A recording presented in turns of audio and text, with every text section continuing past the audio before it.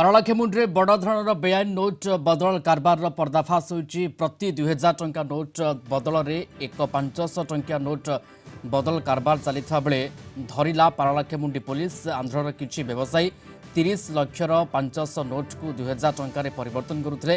ଆନ୍ଧ୍ରର ବ୍ୟବସାୟୀ ଏବଂ ପାରଳାଖେମୁଣ୍ଡିର ଜଣେ ବ୍ୟକ୍ତିଙ୍କ ମଧ୍ୟରେ ଚାଲିଥିଲା ଟଙ୍କା ବଦଳ।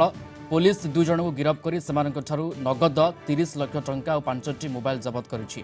ଜଣେ ଗିରଫ ବ୍ୟକ୍ତି ଆନ୍ଧ୍ରପ୍ରଦେଶର ବିନୋଦ ରାଇପିଲି ଏବଂ ଅନ୍ୟ ଜଣକ ଗଜପତି ଜିଲ୍ଲାର ତନୁଜ କୁମାର ସାବତ ବୋଲି ଜଣାପଡ଼ିଛି।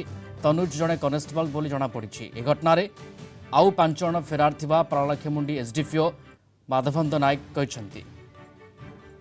ଏଥିରେ ଆମର ରାଜେଶ ଆଲିଆଜ ଆର ବିନୋଦ ବୋଲି ଆନ୍ଧ୍ରପ୍ରଦେଶର ଲୋକଟି ଏବଂ ଆମର କନେଷ୍ଟବଳ ତନୁଜ କୁମାର ସାବତ 2 ଜଣ ଗିରଫ ହୋଇଛନ୍ତି। ବିଭିନ୍ନ ଲୋକଙ୍କୁ ଫୋନ ମାଧ୍ୟମରେ ଆଶ୍ୱାସନା ଦେଇକି କହୁଥିଲେ ଯେ 2000 ଟଙ୍କା ନୋଟ୍ ମୋ ପାଖରେ ଅଛି, ଯେହେତୁ ଏଟା ରିଜର୍ଭ ବ୍ୟାଙ୍କର ଗାଇଡଲାଇନ ଅନୁସାରେ ବ୍ୟାଙ୍କରେ ଡିପୋଜିଟ୍ କରାଯାଇ ପାରୁନାହିଁ, ତେଣୁ ତା ବଦଳରେ ଯଦି 500 ଟଙ୍କା ନୋଟ୍ ଦେବେ ତାହେଲେ ତାର ଡବଲ ପଇସା ଆମେ 2000 ଟଙ୍କା ନୋଟ୍ ସେ ବ୍ୟକ୍ତିଙ୍କୁ ହସ୍ତାନ୍ତର କରିବୁ।